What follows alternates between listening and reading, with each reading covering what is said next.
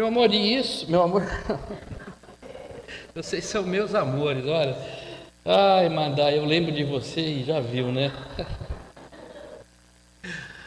Cadê a pastora? Tá aí, tá lá atrás, ó. Eu queria. Olha lá, ainda bem que não estão te filmando aí, viu, meu amor? Eu queria lembrar só antes de começar aqui, eu acabei esquecendo de falar nos avisos. Hoje de manhã foi feito o culto de ordenação de 2 novos pastores da IPI aqui no presbitério de Campinas. Um era o seminarista que começou a caminhada dele lá na igreja de Itupeva e hoje ele está assumindo como pastor na segunda IPI de Campinas. E nós temos também, o José Guilherme, tá? E nós temos também o pastor que veio aqui, o seminarista que veio aqui conduzir a escola dominical um dia, o Felipe. Ele era seminarista e pastor licenciado lá na Jardim Olina, e hoje ele passa a ser um pastor auxiliar, né? não mais pastor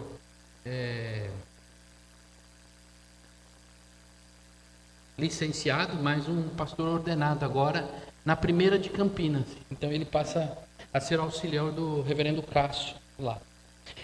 E nós estamos falando de amor.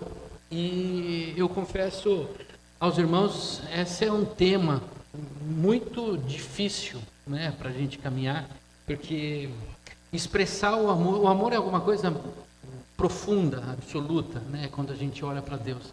Expressar esse amor é difícil, né? E por isso que nesse ano nós estamos caminhando sobre essa perspectiva de olhar para a igreja, olhar para nós, e nós estamos vivendo em amor. Então já começamos o mês passado falando do amor que movimenta, que nos faz nos movimentar. E esse mês nós vamos tratar o tema do amor que valoriza. Porque o amor, ele não é um amor que ele se manifesta de forma invisível. Ele é um amor que ele se manifesta de forma real na vida de todo mundo. Ele não pode ser só algo do coração ou da mente. Ele tem que se manifestar de forma verdadeira, real nas nossas vidas. E o amor, quando a gente fala que o amor ele valoriza, ele está dizendo no seguinte sentido, de que o amor que a gente precisa viver é aquele amor que não nos faz sentir irrelevantes, desprezíveis, irrelevantes, invisíveis. E talvez essa seja uma situação que cada um de nós, em algum momento da nossa vida, a gente já viveu. Quem já não passou um momento da sua caminhada, na família, no trabalho, onde você se sentiu desmerecido? Quem tem irmão sabe que, minha mãe gosta mais dele do que o outro, né? Aí você fala, mas a gente sabe que na família às vezes tem esse sentimento. Às vezes a gente tem esse sentimento no trabalho, na condição de ter sido desmerecido. O chefe gosta mais de um do que o outro. Eu trabalho, me esforço, ninguém reconhece o meu esforço. E muitas vezes na igreja a gente tem esse mesmo sentimento de falta de valorização. Talvez às vezes pela cultura, talvez às vezes pela forma de viver a nossa fé, talvez pela nossa condição social, muitas vezes a gente se sente desprezados. E talvez não porque dizer que nós também não desprezamos outras pessoas, porque falta essa compreensão do amor que transcende, que vai além de barreiras, que vai além das nossas condições. E o Senhor Jesus vem mostrar para nós que o amor de Cristo transcende, supera, passa por cima de todas essas barreiras que a gente vive. O amor é a ferramenta que nos torna que faz a gente valorizar o outro. Porque a gente não consegue viver sozinho. A gente precisa viver com o outro. E valorizar ou sentir-se desprezado depende diretamente da existência do outro. E nós, a partir do pecado original, da queda de Adão, nós perdemos a compreensão de amar de forma verdadeira. O nosso amor está corrompido, vamos dizer assim, o nosso amor está falho, distorcido. E por isso, nas nossas relações, a gente ou sente falta de amor, ou muitas vezes a gente não dá amor. Só que o amor de Cristo, que recebemos dele, através do sacrifício dele, ele ele nos capacita a valorizar o outro.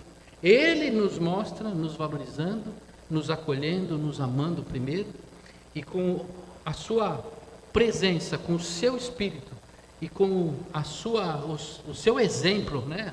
A sua palavra, ele nos capacita a entender que nós precisamos amar o outro.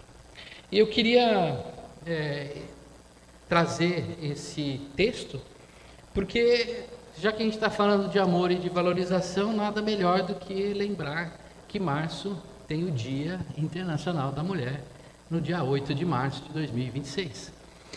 É uma forma de amar as mulheres e valorizá-las nessa batalha tão grande delas, por ser reconhecida, valorizada na sociedade. Então, como forma de lembrar disso, de valorizar, a gente trouxe um texto em que fala a respeito de uma mulher, a mulher samaritana. Isso está lá em João 4, Evangelho de João, capítulo 4, dos versos 5 a 26. Pastor, são 24 capítulos, nós vamos ficar aqui até amanhã lendo, é muita coisa. Não, é uma história muito gostosa de ler, muito rápida de ler e muito importante da gente ler. João, podemos ler desde o primeiro, tá? O capítulo inteiro aqui. A mulher samaritana, capítulo 4 até o verso 26.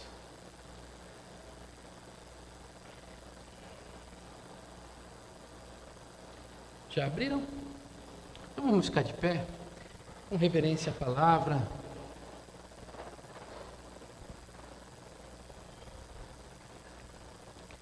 Vamos então. Jesus sabia que os fariseus tinham ouvido dizer que ele batizava e fazia mais discípulos que João, embora Jesus mesmo não os batizasse, e assim seus discípulos. Assim deixou a Judéia e voltou para a Galileia. Deixa eu trocar minha versão. Jesus chegou a uma cidade samaritana chamada Sicar, perto das terras que Jacó tinha dado a seu filho José. Ali ficava o poço de Jacó. Cansado da viagem, Jesus sentou-se junto ao poço. Era por volta do meio-dia. Nisso veio uma mulher samaritana tirar água do poço. Jesus disse a ela: "Dê-me um pouco de água", pois os discípulos tinham ido à cidade comprar alimentos. Então a mulher samaritana perguntou a Jesus: "Como sendo o Senhor um judeu, pede água a mim, que sou mulher samaritana?" Ela disse isso porque os judeus não se davam com os samaritanos. Jesus respondeu: "Se você conhecesse o dom de Deus e quem é que está lhe pedindo água para beber, você pediria e ele lhe daria água viva." Ao que a mulher respondeu: "O Senhor não tem balde e o poço é fundo. De onde vai conseguir água viva? Por acaso o Senhor é maior do que Jacó, o nosso pai, que nos deu o poço do qual ele mesmo bebeu, assim como os seus filhos e seu gado?" Jesus respondeu: "Quem beber dessa água voltará a ter sede", apontando para o poço, né? "Mas aquele que beber da água que eu lhe der, nunca mais terá sede. Pelo contrário, a água que eu lhe der será nele uma fonte a jorrar para a vida eterna." A mulher disse: "Senhor, quero que me dê essa água para que eu não tenha mais sede, nem precise vir aqui buscá-la." Jesus disse: "Vá, chame seu marido e volte aqui."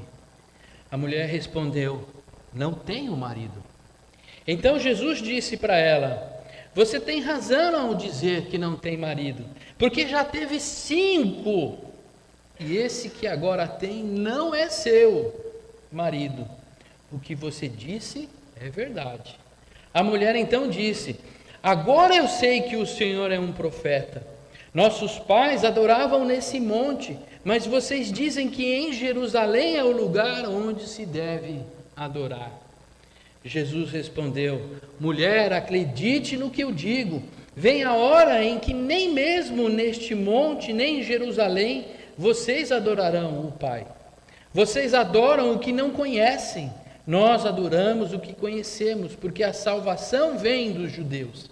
Mas vem a hora, e a hora já chegou, em que os verdadeiros adoradores adorarão o Pai em espírito e em verdade, porque são esses que o Pai procura para seus adoradores. Deus é espírito e é necessário que os seus adoradores o adorem em espírito e em verdade. A mulher respondeu: eu sei que virá um Messias chamado Cristo. Quando ele vier, nos anunciará todas estas coisas. Então Jesus disse: eu sou o Messias, eu que estou falando com você. Amém. Feche os olhos. Pai, obrigado pela tua palavra. Obrigado, Pai, mas pedimos a Ti que o Teu Espírito Santo, Pai, fale aos nossos corações.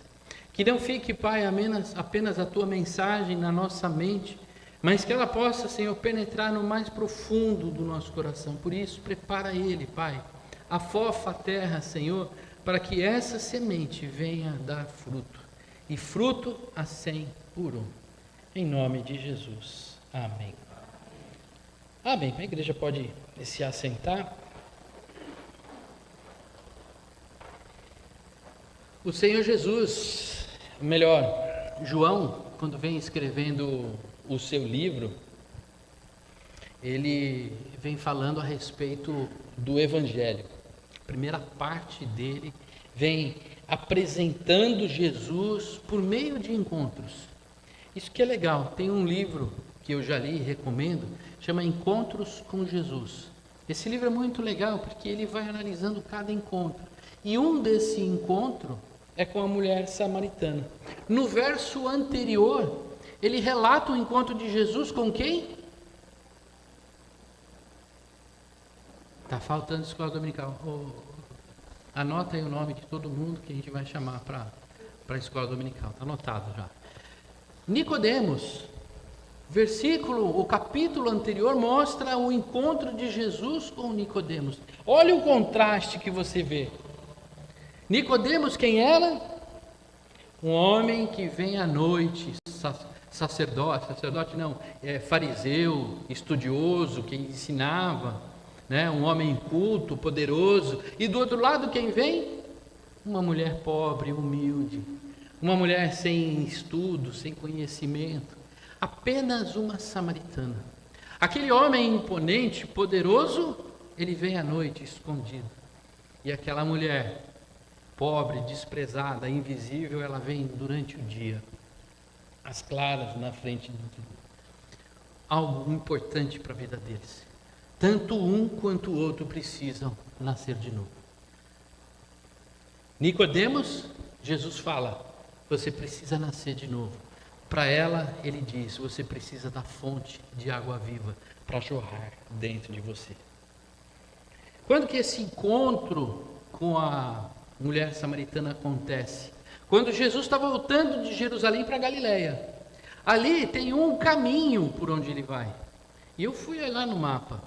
Tem um mapa que você desce, um caminho que você desce pelo Rio Jordão, vai lá por baixo até chegar na Galiléia. E nós temos um outro caminho que ele vai mais reto por cima, só que ele passa na Samaria, nessa região, e na cidade de Siquém.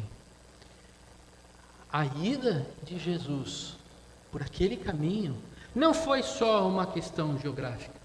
Não tem muito a ver, porque os judeus não se davam com os samaritanos. Então por que eu vou passar na terra daqueles impuros? Eu vou pelo caminho de baixo. Mas Jesus tinha uma intenção naquele trajeto. desde a saída dele de Jerusalém, ele já estava construindo um encontro intencional. Ele tinha uma intenção no coração em passar lá. Ele ia passar lá e ia passar naquele poço, porque naquele poço haveria uma mulher, e com aquele momento ele ofereceria para ela a salvação, a água da vida.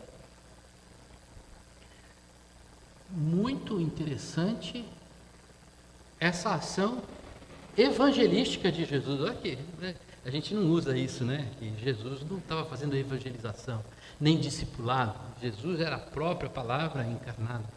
Mas quando a gente olha para Jesus e para esse fato histórico que aconteceu, a gente começa a perceber a maneira com que Jesus agiu e como ele nos ensina a agir, a evangelizar, a levar a mensagem da salvação àqueles que sofrem. Isso é extraordinário, porque a gente começa a olhar e falar: então tem alguns passos que Jesus adotou para que ele pudesse falar de vida para aquela mulher. E eu queria dizer alguma coisa importante. Os líderes da nossa igreja estão vivendo encontros de preparação, de liderança, de discipulado. Esse ano a gente já começou o nosso primeiro encontro, que foi esse mês, semana passada. Nós nos reunimos para entender o que é viver a partir dessa perspectiva de Cristo, de levar o Evangelho àqueles que estão sofrendo. Não só aqueles que estão fora da igreja, mas aqueles que estão caminhando conosco, mas ainda não conhecem Jesus na sua experiência pessoal com Ele. Conhecem sim a religiosidade presbiteriana independente.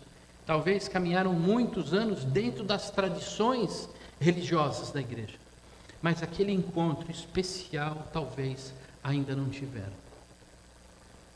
E isso me traz, a gente estava falando nesse grupo, e isso me traz a lembrança que essa caminhada ela tem alguns passos para que a gente cumpra o ide do Senhor Jesus. Quando Jesus fala para nós: ide, fazei discípulos, pregando a palavra, batizando, ensinando em todos os lugares, ele está na verdade falando para nós fazer isso que ele fez. Ide, e foi pregando para todos que estavam no seu caminho. E tem algumas coisas que são importantes a gente ver do método que Jesus usou para encontrar com essa mulher e para mostrar para ela o reino de Deus, a água viva. E o primeiro passo para a gente ir nesse comissionamento começa com a conexão com o outro. Sem conexão com o outro, não dá para dar o primeiro passo.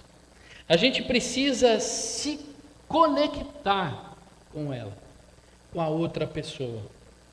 Imagina que não é aquela pessoa, o jovem rico, grande presbítero, conhecedor da palavra, praticava tudo, era um rico dizimista, ele foi até Jesus. Aqui não. Aqui era uma mulher improvável, de uma cultura reprovável e de uma cidade desvalorizada. Lá, naquele caminho, aquela pessoa que estava precisando, aquela que ninguém dava atenção, foi ali que o Senhor Jesus intencionalmente foi até ela. Se a gente olhar pelos olhos naturais, esse encontro jamais poderia ter acontecido. Quem costuma ler o Antigo Testamento sabem que os judeus não se davam com os samaritanos. Então jamais um judeu iria parar e ia conversar com uma mulher, com uma samaritana naquele lugar.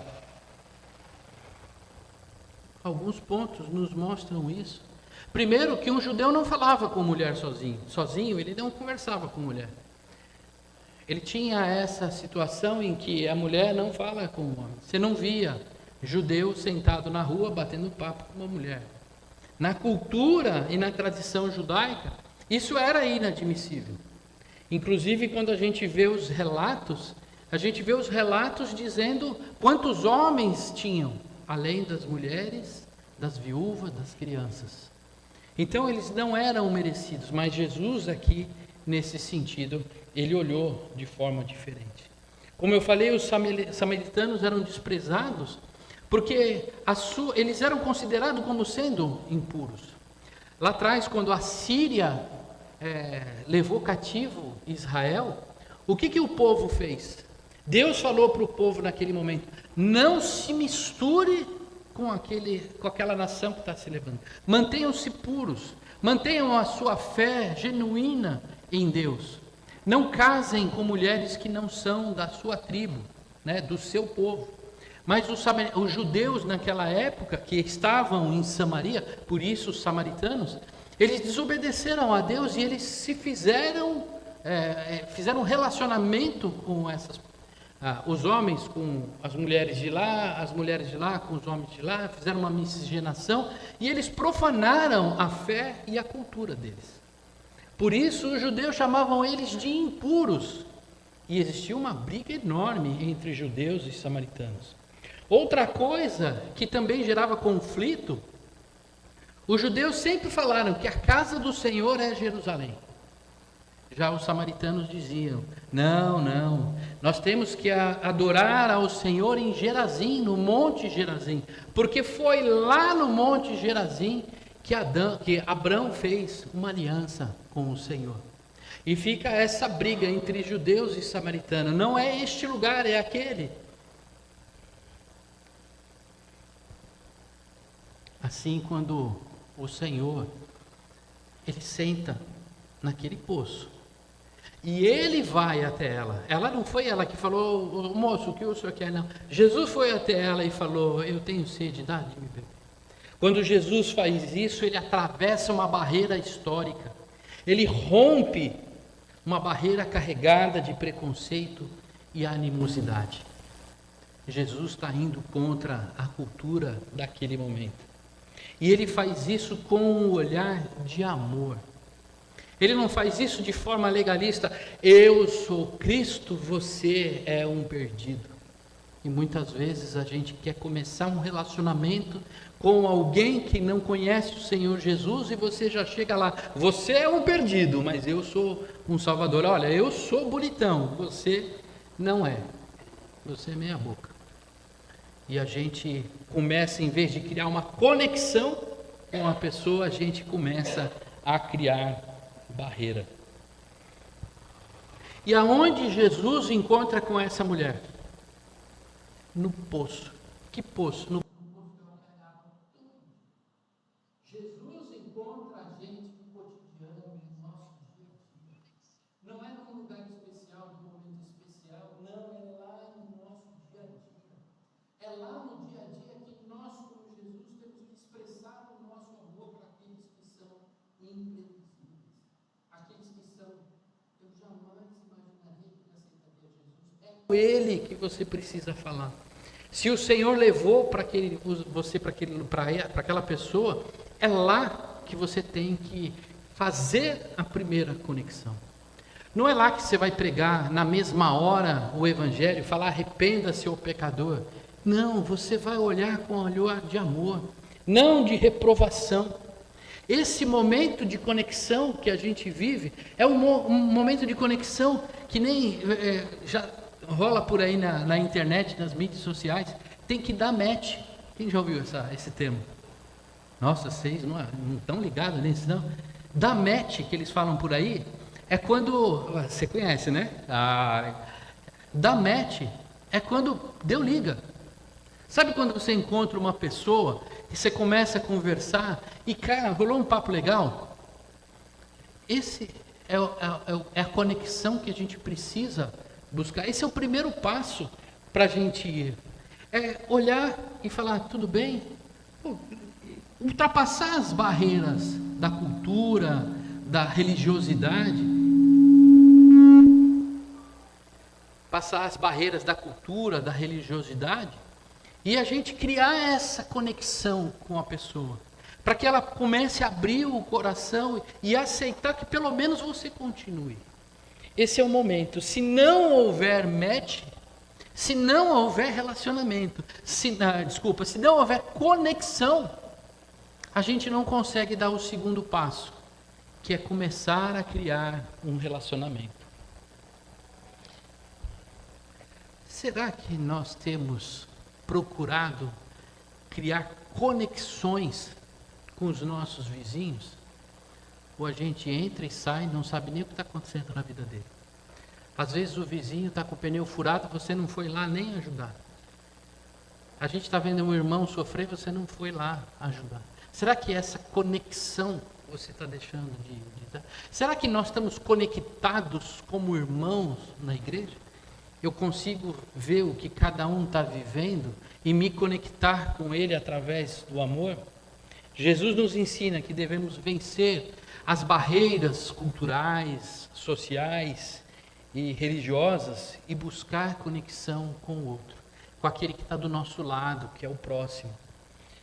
Agora, pastor, Jesus se conectou com aquela mulher? Se conectou com aquela mulher. Quando a gente lê o texto, até o versículo 8, a gente percebe que ela começou, Jesus falou, ela respondeu, e ela já começou a dar liberdade para Jesus continuar o papo. Ela não virou as costas e não foi embora, mas ela deu ouvido ao Senhor Jesus. Ela abriu o coração para aceitar o início da conversa. Nesse momento nós vamos pregar a palavra. Nessa primeira, não. A gente primeiro precisa conectar. A hora que a gente sentir que ela está conectada, a gente vai dar o segundo passo, que é buscar o relacionamento.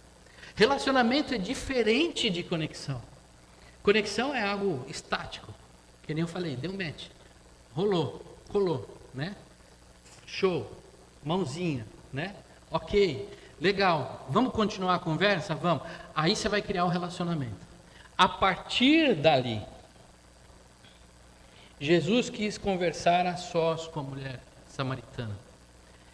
Naquele momento, os discípulos falaram: Jesus, nós estamos indo lá buscar um rango, uma comidinha para o almoço, estamos com fome, meio-dia, né? Já deu horário, vamos junto?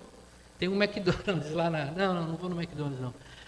Vamos lá? Jesus falou: não, eu vou ficar aqui. Eu vou ficar aqui no posto, pode ir vocês lá. Ah, mas por que ele estava cansado, não queria andar? Realmente estava cansado, meio-dia, debaixo do sol, no deserto.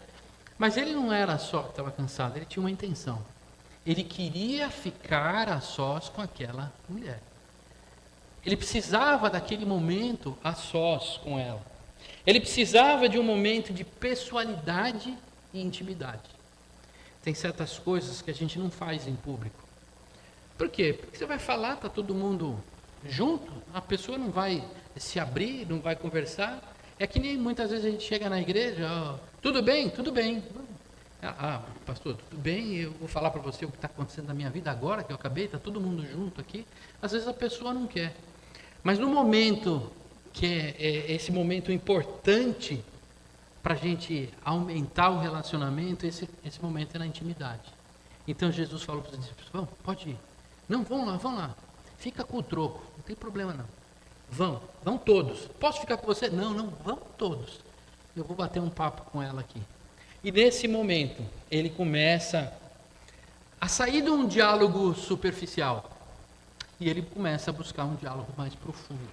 Ele começa a entrar um pouco mais naquilo que ela está vivendo, no seu sofrimento, no seu dia a dia. E a dicotomia que Jesus está abordando com ela é clara. Está estampada no texto. Ele chega para ela e fala o seguinte: o diálogo entre os dois é assim, tipo, você vem todo dia aqui, vem buscar água aqui, eu preciso de água para levar, né? Eu sou a mulher, esse é o meu papel, eu levo lá. Então ela está olhando aqui para aquela necessidade diária. Quando eles estão falando da água aqui, eles estão falando da necessidade, ela está falando da necessidade diária da água. Eu preciso levar a água lá para aquele com quem eu vivo, todos os dias.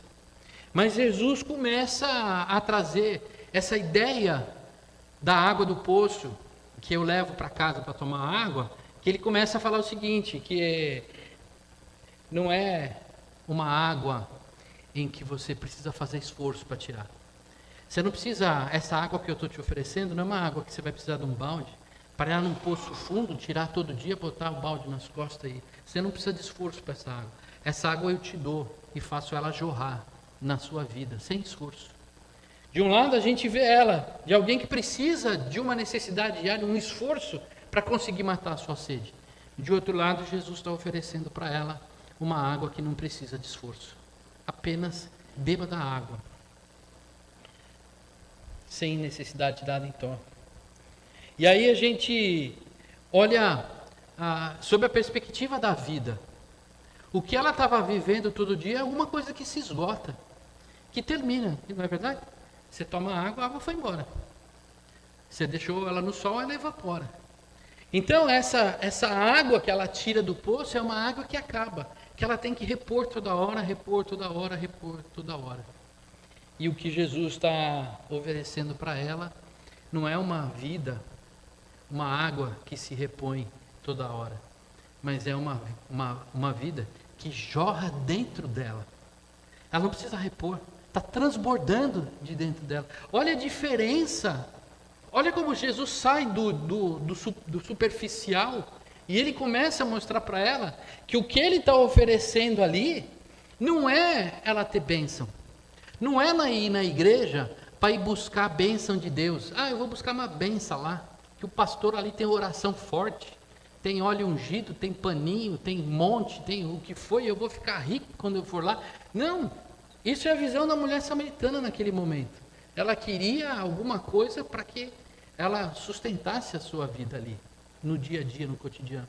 Mas Jesus estava falando para ela, não precisa. O que eu vou te dar é alguma coisa que vai eterno, vai além.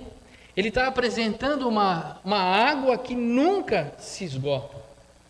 E ele faz um comentário para ela ali, importante, porque ela fala, olha, nós estamos aqui diante do poço de Jacó, e poço era um lugar de encontros, né? Jesus se encontrou muito nos poços, e os poços eram lugares importantes onde a sociedade se encontrava. E ela fala, mas o senhor está aqui me encontrando no poço de Jacó. Poço de Jacó, ela está dizendo, eu creio na aliança de Deus, porque Jacó é filho da aliança. Então, é o poço que Jacó deu a José, então faz parte do meu povo, eu sou povo também de Deus. Então esse lugar é importante. E ela fala, né, você é maior do que o poço, do que os patriarcas? E Jesus fala, eu sou maior. Porque desse povo, dessa aliança, tem algo maior. Essa aliança deu água aqui. Eu dou a vida eterna. Eu sou maior do que essa aliança. Eu sou a continuidade dessa água, desse poço. E o que nós aprendemos com isso? Quantos de nós está olhando para as necessidades materiais da nossa caminhada? Eu quero apenas saciar a minha sede agora. Sendo que a gente precisa da fonte, da água da vida, jorrando de dentro de nós. Será que esse momento, esse segundo momento, primeiro a gente se conectou, quando a gente começa a caminhar com o nosso irmão, com aquela pessoa que está precisando de Jesus, será que esse momento não é um momento de criar uma intimidade, né? Uma confiança no relacionamento, a pessoa caminhar junto, ombro a ombro, para que ela comece a perceber que o que ela precisa não é apenas bênçãos materiais, que desperte do coração dela que ela precisa de algo a mais, que ela precise da fonte da vida. Nesse momento, é o momento da gente iniciar com a proclamação da palavra. É aqui que a gente mostra para a pessoa, é nesse ponto de criar, quando você criou o relacionamento, é que você começa a pregar a verdade. No momento da conexão, não. Mas é aqui que você começa criando confiança, mostrando para ela que é aqui que a gente encontra a vida eterna. Porque depois que você criou confiança, depois que você criou um relacionamento, em que ela confia na sua caminhada, que ela olhou para a sua vida, que ela viu que você doou tempo de qualidade, é nesse momento que você vai confrontar ela com a verdade. A verdade não destrói, ela restaura. Porém, esse confronto deve ser feito no amor e sustentado na palavra. Se você chegar para alguém, antes de criar relacionamento com ele, e falar, você tem que abandonar o vício, porque você é um pecador e vai para o inferno, provavelmente ele vai embora para casa e nunca mais fala com você. Isso é legalismo. Isso é tudo errado. Primeiro você tem que sentar com ele, fazer relacionamento. Ele tem que olhar para você e ver que você sofre o sofrimento dele, que você se alegra com ele, que você passa as dificuldades com ele. E aí nesse momento, você não deve passar a mão na cabeça dele. A gente muitas vezes faz o quê? Para não perder a amizade, a gente vai deixando. E não corrige, e não fala a verdade. Esse momento, depois que a gente criou um laço de confiança, aí a gente vem fazer o segundo passo do ID. Primeiro passo, pregar a palavra. Então a gente conectou, a gente criou um relacionamento e começou a pregar a palavra. E aí ele diz, ide, né? Ele diz, batizando. Batizando é sinal de arrependimento. E o arrependimento vem pela confrontação com o pecado e pelo arrependimento. Então, nesse momento que a gente vai confrontar a pessoa com a realidade. O que Jesus fez com essa mulher? Jesus não precisava, né? Veja bem, Jesus sabia que ela já tinha tido 5 casamentos e a última relação dela era uma relação errada. Poxa, estava tudo tão bem, ele tinha que ficar no pé dela? Precisava disso, né? A gente pode falar, não vai falar de pecado. Não, nesse momento, Jesus chamou ela e falou o seguinte, filha, você está em pecado. Opa, como que eu estou em pecado? Você está em pecado. E ela sabia que ela estava em pecado. Por quê? Por que ela não falou para Jesus, eu não pequei? Não, ela sabia que ela estava andando errado. Ela precisava ser confrontada, mas confrontada com o amor. Então Jesus veio, não ignorou o pecado dela, mas ele amou aquela mulher. Ele foi lá com o amor e ele trouxe ela à realidade. Você tem caminhado no pecado e você precisa mudar a sua forma de viver. Porque se você continuar assim, você não vai continuar. Você não vai conseguir beber da água da vida. Quando ela foi confrontada, ela falou, agora eu sei que tu és profeta. Talvez algumas pessoas olhem para a nossa vida como discípulo e falam, ele é um coach. Ele é um cara, um bom psicólogo. Ele dá umas dicas boas de psicologia, como lidar com os problemas, mas ele não me confronta com a palavra. Ele não me mostra a verdade. Posso ser um excelente amigo, mas eu nunca vou fazer a fonte de vida jorrar na vida dela, porque a pessoa não foi confrontada. As pessoas precisam ser confrontadas com a verdade. Não é ser desmerecida, não é ser desprezada, não é chegar sem amor. O que nós precisamos é que ela conheça Jesus através da palavra. E essa palavra leve ela ao arrependimento. Olha quanta coisa maravilhosa. Olha quanta coisa maravilhosa num encontro com aquela mulher. E meus amados,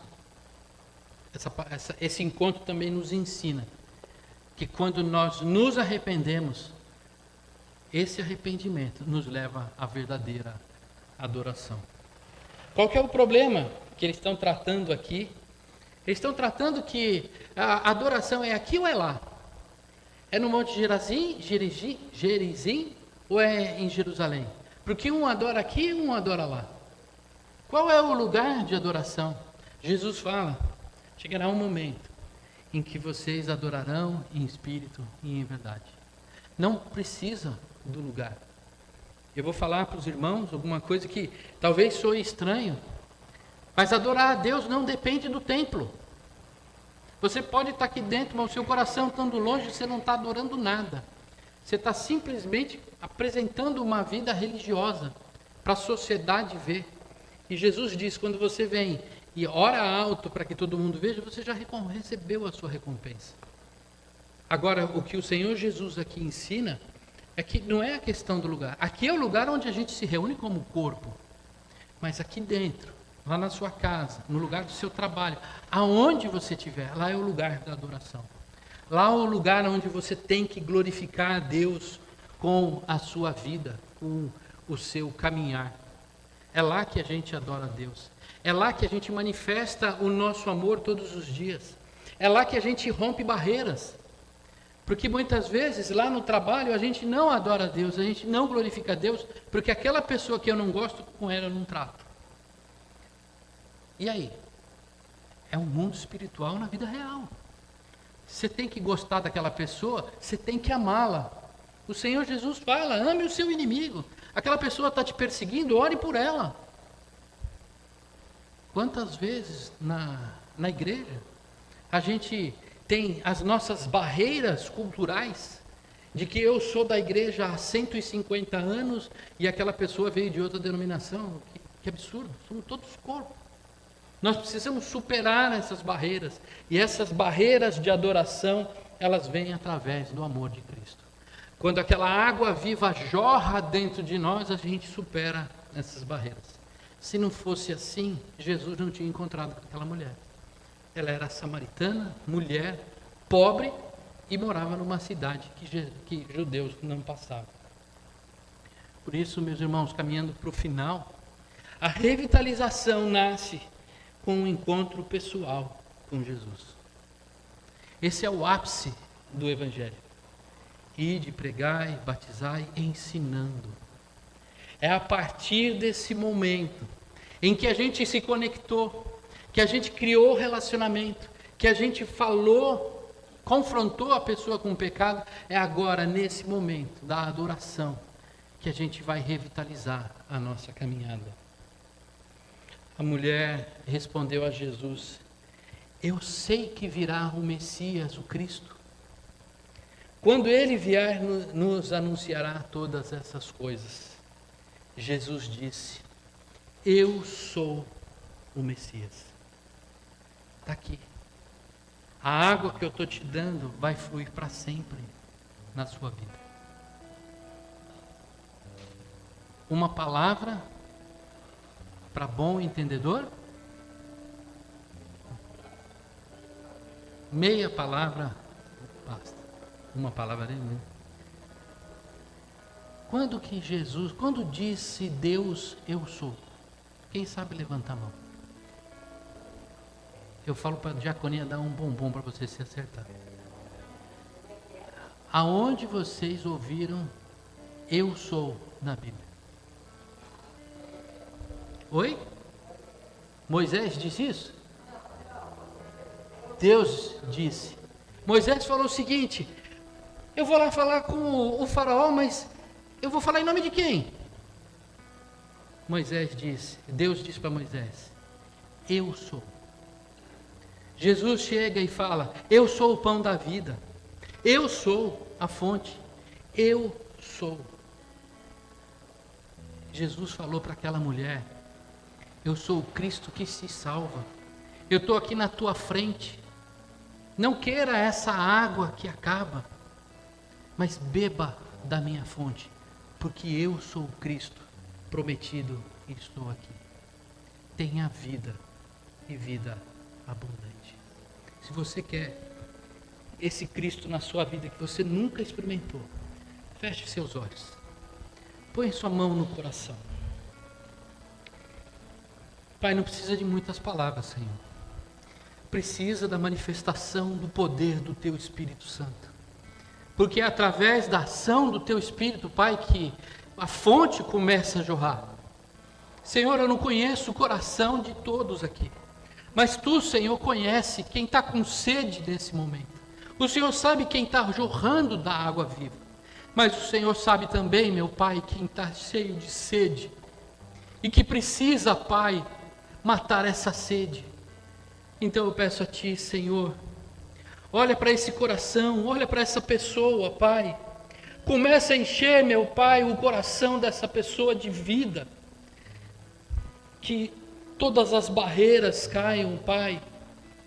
E que ela possa sentir a alegria jorrando dentro do coração. Que ela não busque mais no mundo, Pai, uma água que não sacie, Senhor.